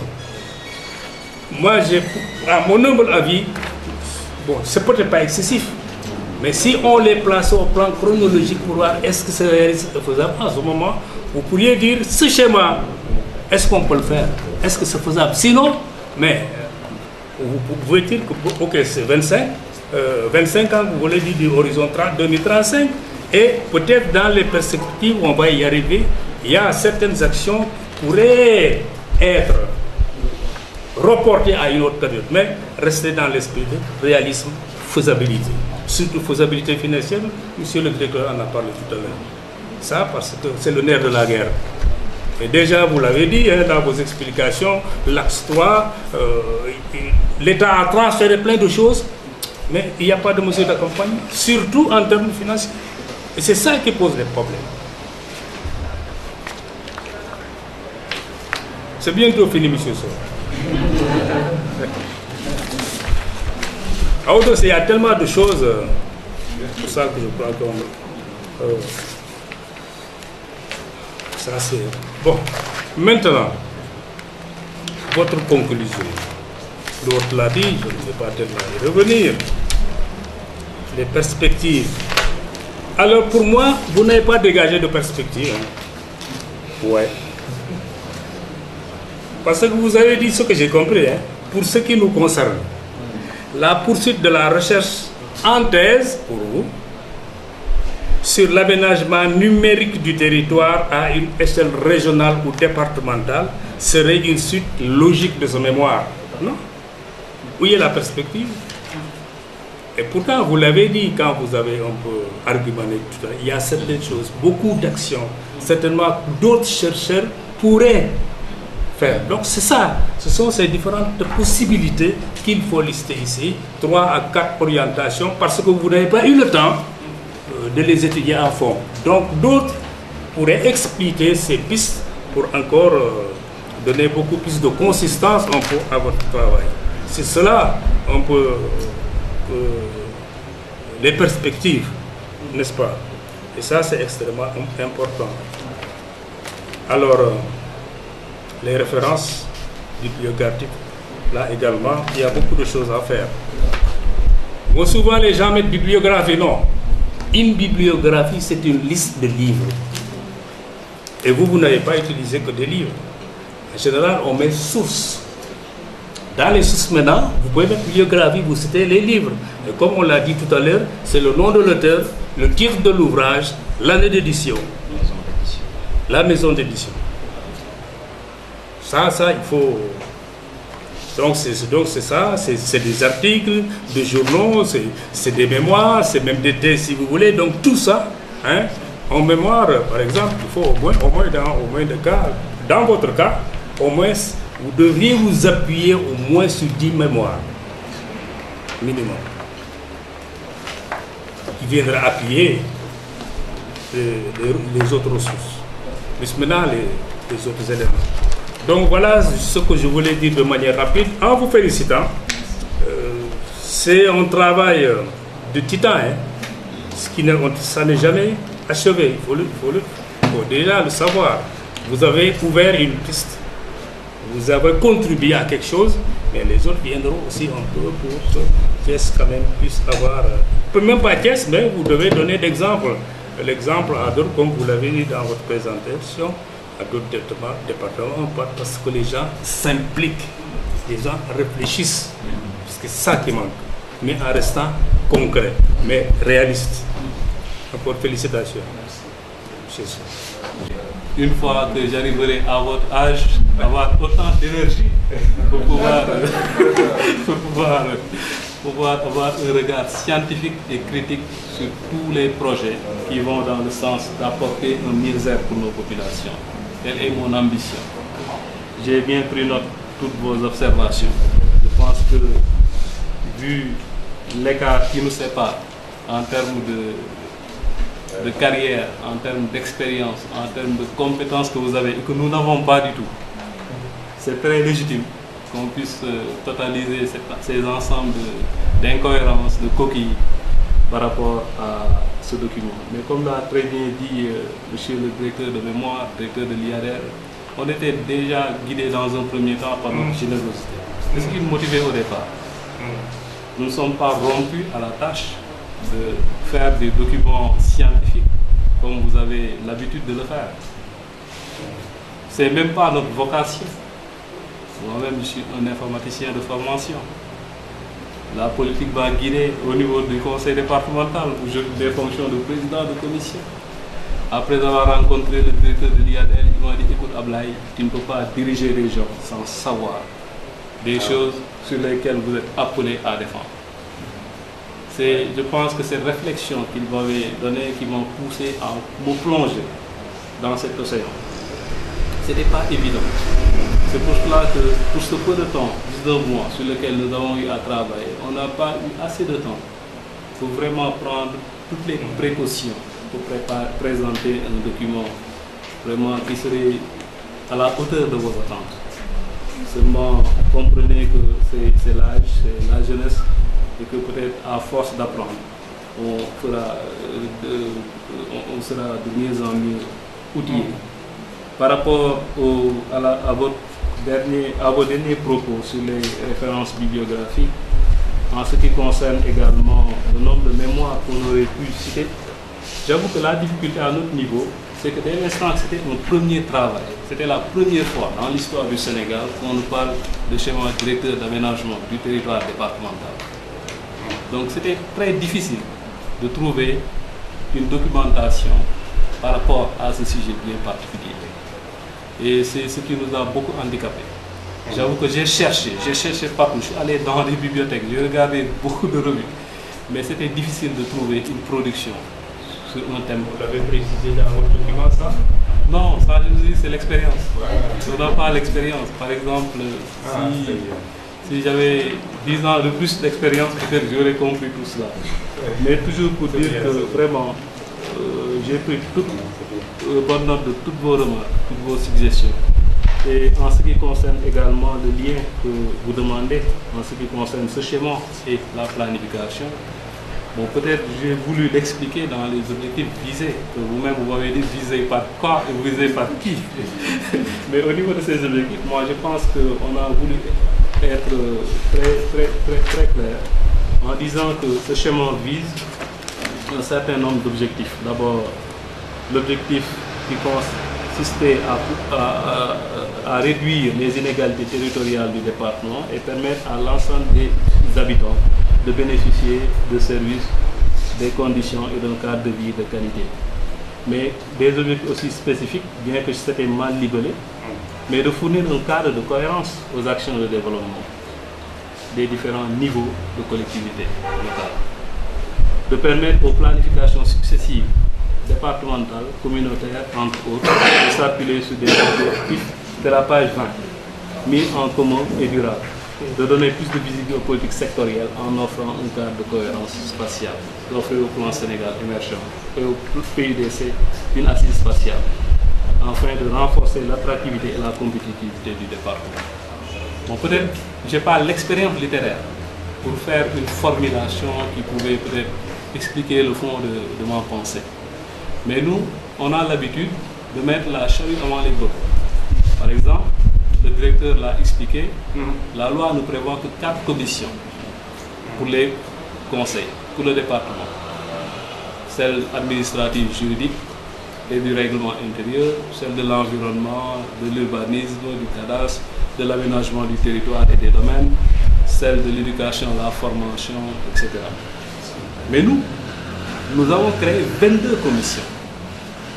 parmi lesquels il y a la commission planification. Je pense que Mme Yeyali, si je ne me trompe, doit être là, dans la salle, parce qu'elle devait venir de Dakar pour assister. C'est elle qui dirige cette commission. Maintenant, c'est à eux, à partir du cadre, de l'image que nous projetons, à partir des options que nous dégageons, de faire des projets, des plans, hein, et de les inscrire, de voir le réalisme de ces plans, compte tenu des moyens pour lesquels il faudra miser sur le partenariat public-privé, sur la coopération internationale. Tout récemment, le conseil départemental a lancé trois programmes. Le premier, c'est un programme sectoriel Eau pour tous. Le deuxième, c'est un programme Une commune, un lycée. Et le troisième, c'est un programme qui consiste, c'est un programme environnemental. Mais moi, mon problème, c'est qu'on ne peut pas faire ces programmes sectoriels sans schéma directeur d'aménagement du territoire. C'est ça le préalable. Il faut d'abord un schéma pour lequel, pour l'objectif 2035, 2040, là où on veut amener le département de Thiès, qu'on puisse, à partir de cet instant, à partir du diagnostic territorial que nous avons fait, de la problématique, des enjeux qui ont été dégagés, à partir de cet instant-là, on se fixe des programmes. Des programmes d'abord départementaux, mais ensuite des programmes sectoriels. Mais on ne peut pas mettre des programmes sectoriels en amont et venir dire que nous voulons développer. Ce n'est pas possible. Un lycée et une commune n'est pas cohérent à mon niveau. Dès l'instant que vous avez des communes qui n'ont pas de lycée, des communes qui ont 2 lycées. Mais vous avez une commune qui a 150 000 habitants, une commune qui en a 15 000. Dès l'instant que vous avez une commune qui a peut-être 25 000 élèves et qui n'a qu'un seul lycée, et vous leur dites, je veux faire un programme, une commune, un lycée. Donc ce n'est pas cohérent. Il faut un diagnostic territorial pour savoir quels sont les mots qui nous gangrènent. Et essayer à partir de ces mots trouver des solutions. Car nous, notre mission qu'on nous a investie, c'est d'apporter le mieux-être pour les populations. Mais aussi et finalement, d'essayer de répondre les questions que dans 25 ans, la génération qui arrivera se posera. Et c'est à nous de répondre à ces questions dès maintenant. Et ça, on ne peut pas le faire sans un schéma directeur d'aménagement. Maintenant, comme je vous l'ai dit, on n'a pas l'expérience. Nous sommes des élèves de CI devant vous.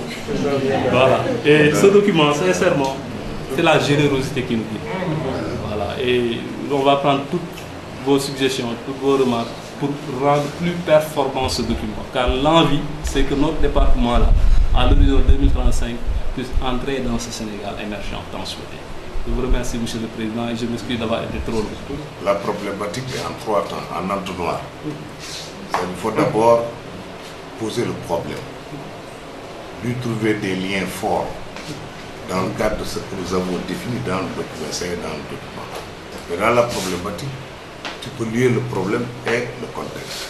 Thiès, là dans le document, tu vas le lier, peut-être tu vas l'allonger, mais pas pour arriver à 10 pages quand même. Tu n'es pas dans une thèse. Alors, on peut donc faire un va-et-vient permettant de théoriser le problème et de le déployer dans le contexte de Thiès, comme ça tout le monde va comprendre. Bon, mais c'est pas mal aussi, dans le cadre de la clarification conceptuelle, essayer de voir un peu les concepts attenants à la recherche. Sinon, vous allez faire un élargissement conceptuel exagéré. Parce que trop de concepts, ça peut poser problème. Et ça, je pense qu'on peut faire la clarification conceptuelle et le glossaire. Le glossaire, vous dites... une table est un instrument sur lequel on peut poser des objets comme un document, le verre et une bouteille. Mais le chercheur, il va conceptualiser la table en essayant de voir un peu les différentes attaches sur lesquelles il peut se déployer. Et ça, je pense que c'est pas mal, intentionnellement, par exemple, que tu restes sur ces concepts. Mais c'est la problématique qui souffre d'un marasme. Il faut le retravailler. Par exemple, quand tu es dans le contexte, vous êtes sur Thiès en tant qu'espace géographique. Mais Thiès, en tant que département, ordre de collectivité locale, c'est pas mal, dans le cadre de la réflexion, de faire allusion à la commune qui n'a pas besoin d'un cadre de référence en termes d'aménagement de territoire. La commune exécute des séquences du schéma départemental qui a la première responsabilité de garantie de la cohérence territoriale. Donc, à mon humble avis, je pense que si tu veux, si tu définis Thiès en tant que contexte, il faut mettre tout ce qu'il y a à Thiès dans le cadre de la problématique. Mais lorsque vous arrivez au niveau de Thiès en tant qu'ordre de collectivité locale, c'est pas malin de rappeler la région, n'est-ce pas, qui n'existe plus. C'est pas mal de rappeler la commune, et même la communauté rurale si tu veux, et puis parler de ton problème de recherche qui est à mon avis assez intéressant, c'est-à-dire aujourd'hui les départements devant garantir une cohérence territoriale, un système de développement harmonisé, cohérent, efficace, efficient, devraient disposer d'un schéma directeur d'aménagement du territoire. Ça vraiment on l'accepte. Mais l'autre aspect c'est quoi? C'est aussi au niveau des objectifs. À mon avis, nous avons voulu sérier les objectifs de la recherche et les objectifs du schéma. C'est deux niveaux de réflexion.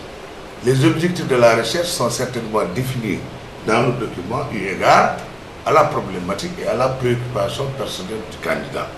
C'est-à-dire c'est quoi? C'est essayer d'élaborer un schéma directeur d'aménagement du territoire pour le département de Thiès. Avec un premier objectif spécifique décliné, c'est de faire un diagnostic. Je pense que c'est ça. C'est de faire le bilan. C'est aussi de dégager les axes à partir d'options qu'il fallait caler. Bon, un autre pouvait peut-être prendre 10 options. Et ça dépend de votre matrice de priorisation. Bon, lui, il a comme matrice de priorisation, en fait, essayer de s'inspirer sur d'autres documents, mais il a quand même fait beaucoup d'efforts sur le plan de la recherche avec des logiciels pour essayer de voir combien de fois un tel aspect est crucial. Et je pense que ça, c'est une option. C'est de dire que nous pensons qu'à Thiès, la prise en compte des préoccupations sociales des populations peut primer sur les infrastructures dures. Ailleurs, ça peut ne pas être valable. Mais dans le contexte, si vous avez déjà bien analysé le contexte, donc c'est une option. Donc, je pense que le Dr Ndiaye peut venir dire que bon, moi cette option, mais aussi il ne faut pas aussi perdre de vue la nécessité d'une fidélité aux acteurs dans le cadre d'une approche participative. C'est pourquoi j'ai été clair que ce n'est pas votre produit, vous seulement. Il y a d'autres experts qui ont apporté leur contribution, il y a une lecture collective, mais il y a aussi une lecture croisée. Bon, je pense que quand vous discutez avec un environnementaliste, lui, il va tout transformer en forêt classée. Même ta maison, hein. Vous voyez, on va prendre un autre économiste, lui, il va se focaliser sur ça. D'ailleurs, sur ça, un schéma d'aménagement de territoire, il se fait avec une équipe pluridisciplinaire. Et cette équipe pluridisciplinaire a déjà donné un schéma. Le schéma qui est une directoire simplifiée d'un ensemble d'actions qui vont se baser sur cette référence. Ça veut dire que la commission, je suis d'accord avec toi, et ça j'insiste, hein, la commission planification économique doit faire son travail. Le travail de la commission planification économique, c'est de trouver l'ensemble des outils de planification du schéma. Parce que le schéma n'est pas encore un instrument de planification. Ça aussi, je pense que c'est assez clair et je suis d'accord avec le docteur. Donc, dans le cadre de l'exercice de planification, il faudra voir est-ce que toutes les options, est-ce que tous les axes que vous avez déclinés, que vous ne pouvez pas aussi inventer, ils doivent sortir de la rigueur du diagnostic territorial. Parce que là aussi, l'acte 3 de la décentralisation est clair. On a toujours voulu, si vous voulez, confondre les territoires. C'est comme les PLD là, les plans départementaux de, je ne sais pas, plans régionaux de développement intégré, mais c'est du copier-coller. On copie, on colle. Mais dans le cadre maintenant de cet exercice, je pense que ça, bon, ça, moi je ne vous ferai pas élève de CI, je vous ferai élève de terminale. Élève de terminale, n'est-ce pas? Donc, toute modestie à part, je pense qu'il y a un schéma qui est là. Et sur la base de ce schéma, donc l'acte 3 de la décentralisation, si vraiment votre département fonctionne, donc il faudra combiner au fonds de dotation, mais aussi, n'oubliez pas que le partenariat public-privé est plus accélérateur en matière de mobilisation de ressources que la coopération décentralisée. La coopération décentralisée fonctionne suivant un principe de donne-moi, je te donne. Voilà, je suis plus fort que toi, je verse chez toi ce que j'ai comme surplus. Mais par contre, le partenariat public-privé permet à la collectivité locale de se regarder avec les partenaires face à face, œil pour œil, dent pour dent, séance pour séance. Et on négocie du win-win. Et c'est justement là où je le dis sans complaisance, hein, que on peut dire que peut-être le candidat a beaucoup de mérite. D'ailleurs, on lit sa modestie aussi. Hein. C'est le fait d'accepter de se remettre en cause. Vous nous avez entendu. Mais je pense que sur ce plan, il faut approfondir la réflexion. En tout cas, moi, je ne suis pas laissé sur ma faim. Je me dis qu'il y a une base de réflexion. Et par rapport à cette base, il faut que d'autres acteurs s'impliquent. Mais là aussi, il faut revenir, M. Sao, sur les perspectives. Les perspectives ne sont pas personnelles. Les perspectives, c'est, vous dites simplement, dites, quelle perspective par rapport au territoire? Il n'y a pas meilleure perspective que la mobilisation de ressources financières, parce que c'est une contrainte qui peut annihiler l'ensemble des intentions que vous avez posées sur la table. Quand vous donnez une perspective par rapport au territoire, bon, il n'y a pas meilleure perspective que la mobilisation des ressources communautaires, que les populations s'engagent. Parce que vous êtes sans conseil départemental. Le département fait combien d'habitants? 700. Donc faites le rapport. 100 contre 700 et quelques mille. Vous êtes la crème de notre ressource humaine. Alors sur cette base, est-ce qu'on peut faire ce schéma sans mobiliser les populations? Il y a une autre perspective. C'est vrai, on peut faire un schéma et ne pas avoir la possibilité de bâtir le socle de la gouvernance. Voilà une autre perspective par rapport au territoire. Autre perspective par rapport au territoire, il y a la mobilisation du secteur privé. Parce qu'aujourd'hui, il faut que le privé soit vraiment avec le politique, avec les chercheurs, avec la société civile, pour qu'ils puissent se déployer dans un schéma pluriel. Bon, si on prend un exemple de perspective par rapport aux hommes, aux personnes, est-ce qu'on peut faire ce schéma face à un taux d'analphabétisme très élevé? Est-ce qu'on peut faire ce schéma, mais je les taquine en disant que si le département n'a pas de territoire, ça il faut le lever, ça veut dire que l'État n'a pas de territoire. Parce que si chaque village prend son territoire, chaque quartier prend son territoire, chaque commune prend son territoire, où est le territoire de l'État? Donc je pense qu'il faudrait comprendre aussi que sur ce plan, c'est un problème de champ de compétences. Et je pense que sur ce plan, donc, on peut bel et bien essayer de partir de ces objectifs stratégiques, tout en les retravaillant, on aura la possibilité de voir d'autres personnes partir de ces perspectives. Mais moi, le plaidoyer que je lance, si vous me permettez, M. le Président, c'est que la commission finance et économie s'approprie de ce travail et qu'on ne le range pas dans un tiroir, ou bien que le candidat en fasse simplement un miroir d'expression de prestige intellectuel. Bon, comme le disent les Burkinabés, nous au Sénégal, on est très fort en matière de conception, mais nul en matière de réalisation. Voilà le défi qui est lancé. Merci. Oui, je m'appelle Cheikh Ndiaye. Je suis donc docteur en régulation, politique publique et sport, puisque je suis professeur de thèse de formation. J'enseigne au niveau du l'UFRSI, gestion de projet. J'enseigne également à l'UCAD et à l'INSEP, les étudiants qui font Master 2 en management des activités sportives et de loisirs. Mais je suis également formateur au CESAC, au professeur associé dans la filière management en gestion de la formation. Alors vous avez présidé ce jury avec votre l'étudiant, Abdoulaye Sow. Oui. Voilà. La mention est très bien. Qu'est-ce qu'on peut retenir de ce travail? Ce qu'on peut retenir de ce travail, c'est que c'est un travail très fouillé. C'est tout ça, comme on l'a dit, fouillé, avec vraiment des éléments qui sont importants sur lesquels on peut s'appuyer pour quand même essayer d'amorcer le développement de tout un territoire. Ce n'est pas seulement Thiès, mais vraiment, comme on l'a dit également, ce travail peut être exploité ailleurs. Comme on parle d'émergence au niveau du Sénégal, je crois que c'est déjà un outil de pilotage qui peut permettre à ce que les populations, parce qu'elles en ont besoin, puissent trouver une solution à leurs problèmes. Et c'est faisable. C'est tout ça. C'est un travail extrêmement important, sérieux, sur lequel les autorités doivent s'appuyer pour accompagner le développement à notre problème. Et les perspectives?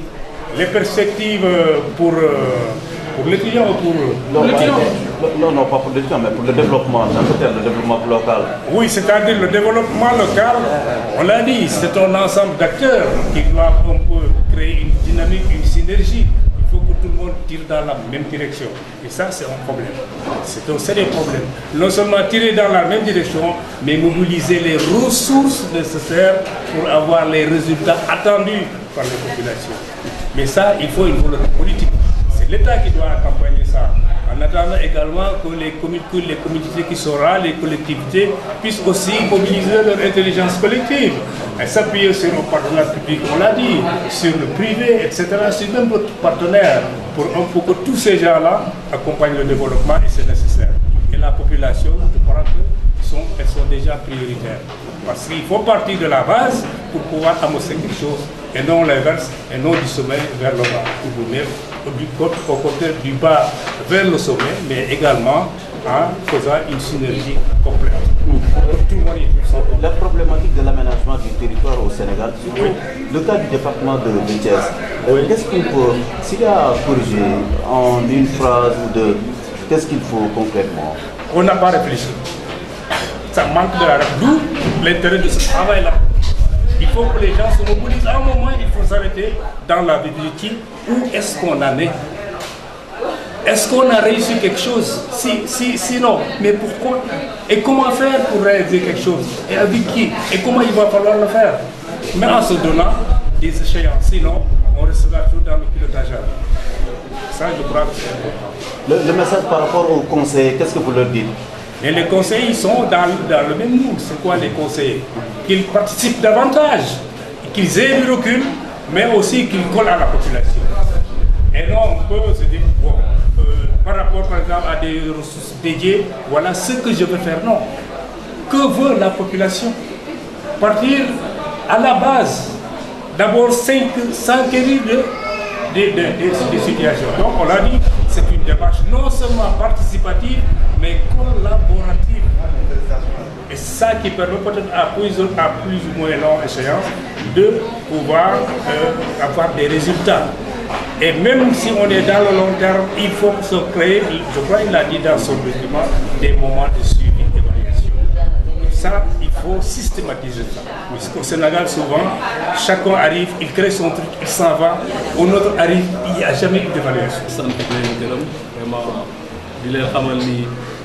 le 6 décembre 2014, conseil départemental, il fallait bureau de session, c'est-à-dire 22 commissions. Les 22, moi, commission pour l'aménagement du territoire et domaine. Madame, 2 compétences transférées qui 9 filles à maintenir, membre de la collectivité locale, madame, du département. Commission pour le conseil qui est minimum, il y a le code général collectivité locale, article 316, autant pour moi, que le département doit élaborer chez moi directeur de l'aménagement du territoire.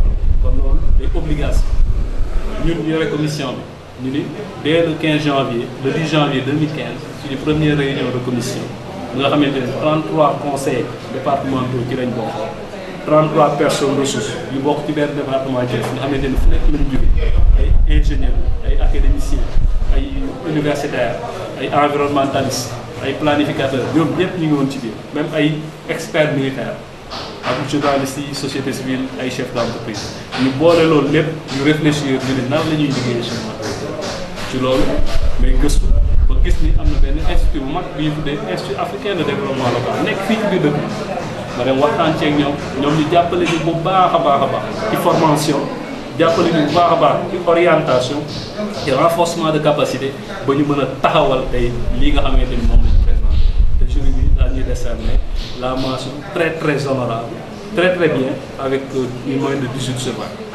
Vraiment, c'est sanctionner le travail pour c'est un travail collectif. Le travail à Blaison, parce que nous avons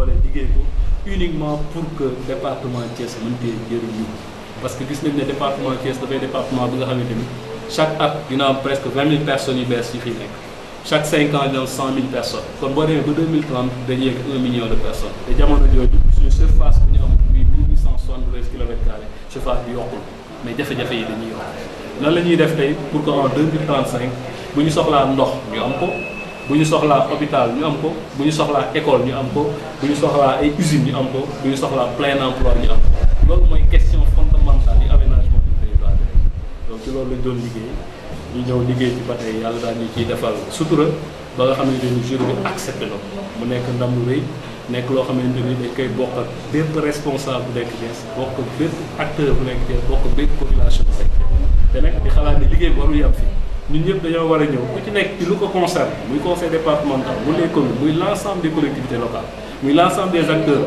qui partagent le département de Thiès pour que ñun ñëpp ku ci nekk daal ci yokk sa xalaat parce que premier jéego c' est la première fois ñu def schéma directeur d' aménagement kon ku ci nekk war nga cee dolli sa xorom pour que liggéey bi gën a jëm kanam ba ku nekk mën cee gis njëriñ loolu moom moo doon vraiment Babacar lu guidé woon suñu. soo yaakaar ngeen yeneen fànn yi si des war na mën a yomb d'autant que njëriñ yi moom gis nañ ko surtout que travail scientifique bi validé nañ ko. loolu man amu ci benn yaqin am naa ci yaqin ni amu ci benn muskila que ni loolu liggéey boobu ñëpp dañ ciy jàpp parce que vraiment bu fekkee liggéeyal dëkk bi moo ñu tax a jóg te yow ña doon def liggéey bi joxoo leen dërëm benn kii joxoo leen benn pikin ñoom ñu dem liggéey ànd ak seen générosité mu jaral leen ñu toog ay guddi yu dul jeex bi ñu nelaw mu jaral leen ñu def ay documents de presque 200 pages mu jaral leen ñu def ay recherches un peu partout mu jaral leen jël lépp lu ñu yoroon ci as tuut daal ko ciy financé mais loolu vraiment ku taxaw ne yow bëgg nga pour Thiès jëm kanam nga ne da nga koy jël xotti wala nga ëmbal ko ci poubelle mbalit bi vraiment yow kooku war nañ la xoolal mais loolu même boo ko defee nit ñi dañu ci dul topp parce que Thiès waaye aussi ñoom seen problème mooy nan la ñuy def ba ñiñ fi teg amal leen njëriñ Thiès waaye nan la ñuy def ba nga xamante ni Thiès waaye ñoom seen bopp fi léegi 2035 yëpp jafe-jafe yi nga xamante ni war nañ tax jafe-jafe yooyu ñu saafara loolu mooy question fondamentale te loolu je pense que avec document bu ñu liggéey ku ci nekk ci jàppee war nañ ci mën a def loo xamante ni na saafara. sa bopp APR alors que conseil bi peut-être benn coalition ñoo ko majoritaire loolu du ci dara. du ci dara góor moo ko du ci dara parce que tey bu ñu conseil départemental woowee ci liggéey bi nga xamante ni jëriñu askan bi la ñëpp ci jàpp la preuve commission aménagement du territoire 33 conseils lañ nekk ça c' est le tiers du conseil mouvance présidentielle amul 33 conseils 17 conseillers la amoon boo jëlee tey nga jël par exemple ñu fi teew rek ci conseil yu fi déplacé ñu ci bëri conseil départemental mouvance Idriss Seck la ñu ànd nit ñi dépassé nañu yooyu parce que bu dee liggéey loo xamante ni dañ koy def pour mën a apporter njëriñ population yi moi je pense que kenn si ñun du xool sa mantu te document amul fenn foo ci gis ay affaire mouvance présidentielle parce que c'est un document scientifique un document officiel donc à partir de cet instant ñun ñëpp dañoo war a ànd xool nan la ñuy yokkee taaram yokk éléments yi ci biir pour que mu gën a mën a jëriñ Sénégal yi. Et ci cadre boobu moi je pense que Idriss Seck c'est un scientifique donc ñu jël aussi les autres membres de la AMETIOR c'est des scientifiques lu ci am solo Babacar mooy que sénégalais yi xam ni politiciens yi du rek ay politiciens yoo xam ne saaga ak wax lu ñaaw dañ leen di xam politiciens yi am na ñoo xamante ne mën nañu produire ay documents scientifiques am na ñoo xamante ni mën nañu produire de la recherche am na ci nga xamante ni bu ñu détourner alalu askan bi di ko approprier ko enrichir ci seen ginnaaw am na ñi nga xamante ni ñoom saa su ne ñu ngi rey seen bopp pour que ñu mën a avancer suñu dëkk bi loolu moo ci am solo loolu du rek apanage yu experts yeeg ñooñu ci politicien am na ci.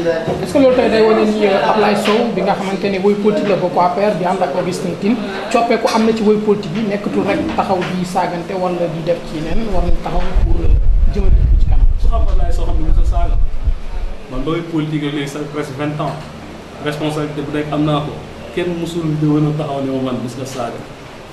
mais rek xam nga léeg-léeg nit dina def dara nga taxaw ne yaa ko def ñu ne loolu saaga la loolu saaga parce que bu doon saaga ñu traduire ma devant les tribunaux pour diffamation musuma saaga te du ma mus a saaga kuy xaar ci man politique du ma dégg ci saaga te loolu day tax ma mën la Augustin Tine parce que Augustin Tine boo xoolee profil boobu la waree profilu leader ba nga xamante ni ànd na ak simplicité ànd na ak humilité bëgg na askanam mu ngi nekk tout le temps auprès des siens boo ko fekkee ci vacances gouvernementales mu ngi ci tool yi barki dem moo Ndiaye mu ngi doxantu biir Thiès ak tànku neenam kooku boo ko gisee mais kooku ak responsabilité yi mu yor ministre des forces armées deuxième responsable du gouvernement du Sénégal et qui est à l'image du président Macky Sall mais nga xamante ni kooku c'est le responsable bu ñu war a topp mais bu fekkoon ay saaga ak yooyu rek la defe naa am na yeneen responsable politique yoo xamante ni moom la ñoo gis seen ginnaaw mais tey bu ñu demee ba tànn ñu mel noonu ñu di rek suñuy modèle ñu ànd ak ñoom dem ba def leen suñu bàyyi bopp mais ñooñu vraiment ngeen war a xam ni ko ñun defuñu politique